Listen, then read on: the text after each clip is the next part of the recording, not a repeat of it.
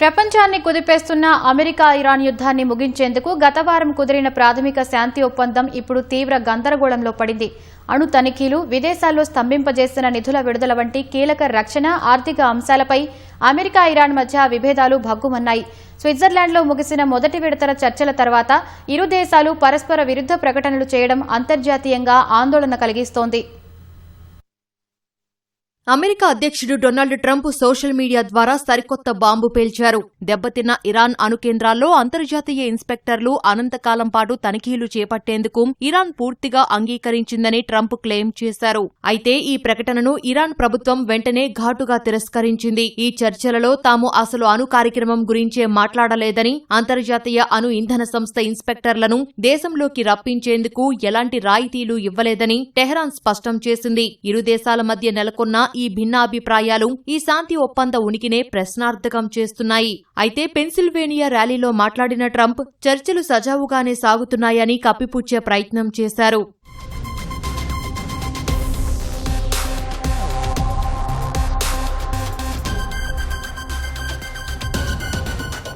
ఇటు దేశీయంగా కూడా అధ్యక్షుడు ట్రంప్నకు గట్టి ఎదురుదెబ్బ తగిలింది. రిపబ్లికన్ల నియంత్రణలో ఉన్న అమెరికా సెనేట్ అధ్యక్షుడి నిర్ణయాలను ధిక్కరిస్తూ యుద్ధాన్ని తక్షణమే నిలిపివేయాలని 50-48 ఓట్ల తేడాతో చారిత్రాత్మక తీర్మానం చేసింది. వార్ పవర్స్ యాక్ట్ కింద అమెరికా బలగాలను యుద్ధం నుంచి ఉపసంహరించుకోవాలని కాంగ్రెస్ ఉభయ సభలు తీర్మానించడం అమెరికా చరిత్రలో ఇదే మొదటిసారి. ఫిబ్రవరి 28న ప్రారంభమైన ఈ యుద్ధం పట్ల అమెరికా ప్రజల్లో తీవ్ర వ్యతిరేకత వ్యక్తమవుతోంది. తాజా సర్వే ప్రకారం 35% మంది అమెరికన్లు ఈ యుద్ధం వల్ల అమెరికా మరింత బలహీనపడిందని భావిస్తుండగా కేవలం 23% మంది మాత్రమే అమెరికా బలం పెరిగిందని నమ్ముతున్నారు.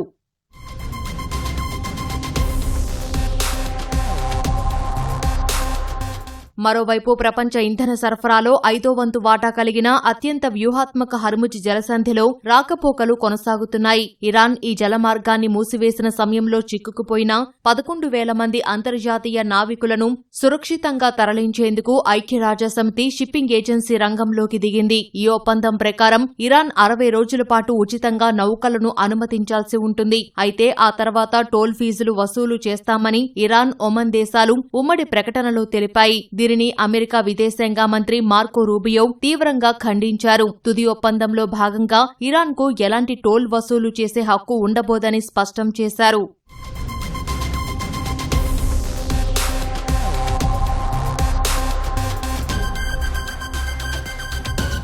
ఈ శాంతి ఒప్పందంలో భాగంగా ఇరాన్పై ఆంక్షలు ఎత్తివేయడం, విదేశాల్లో స్తంభింపజేసిన ఇరాన్ ఆస్తులను విడుదల చేయడం, ఇరాన్ పునర్నిర్మాణం కోసం $300 బిలియన్ పెట్టుబడి నిధిని ఏర్పాటు చేయడం వంటి కీలక ప్రతిపాదనలు ఉన్నాయి. అయితే ఈ విడుదలయ్యే నిధులపై కూడా వివాదం రేగింది.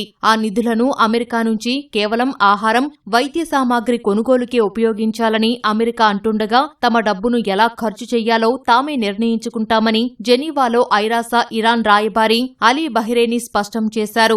ఇరాన్ మద్దతు ఉన్న హెజ్బుల్లా, ఇజ్రాయెల్ మధ్య లెబనాన్లో జరుగుతున్న యుద్ధం కూడా ఈ ఒప్పందానికి పెద్ద అడ్డంకిగా మారింది. దక్షిణ లెబనాన్ నుంచి ఇజ్రాయెల్ దళాలు పూర్తిగా వెనక్కి వెళ్లాలని ఇరాన్ డిమాండ్ చేస్తోంది. అయితే వాషింగ్టన్లో చర్చలు జరుగుతున్న సమయంలోనే ఇజ్రాయెల్ సైన్యం జరిపిన కాల్పుల్లో దక్షిణ లెబనాన్లో 2 పౌరులు మరణించారు. ఆదివారం నుంచి కొనసాగుతున్న కాల్పుల విరమణను ఇజ్రాయెల్ ఉల్లంఘించిందని హెజ్బుల్లా తీవ్ర ఆగ్రహం వ్యక్తం చేసింది.